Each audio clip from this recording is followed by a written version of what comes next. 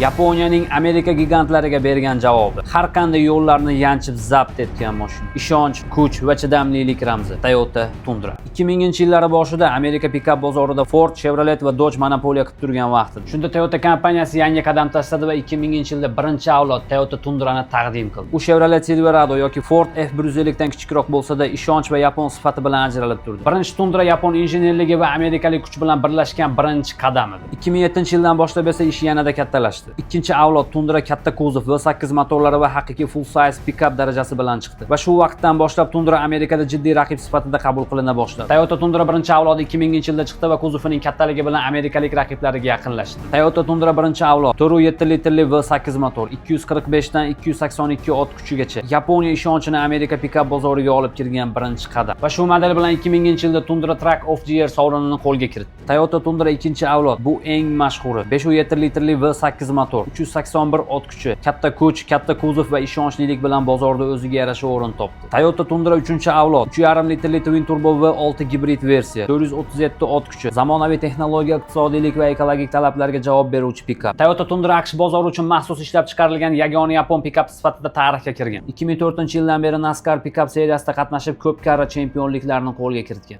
IHS dan yuqori baho olgan birinchi full size pikaplardan biri bo'lgan. 2022-yilgi gibrid versiyasi iForce Max birinchi marotaba pikaplarda kuchli V6 gibrid motorni taklif qildi va 437 ot kuchiga ega bo'ldi. Toyota Tundra minglab odamlarga ishonchli tachka bo'ldi. U chidamliligi bilan millionlab kilometrlarni zabt etdi. Yapon injenerligini Amerika yo'llarida namoyon qildi va dunyoga ishonch ramzi sifatida tanildi. Tachkani yomoni bo'lmaydi akalarim. Toyota Tundra haqidagi fikrlaringizni kommentariyaga yozib keting.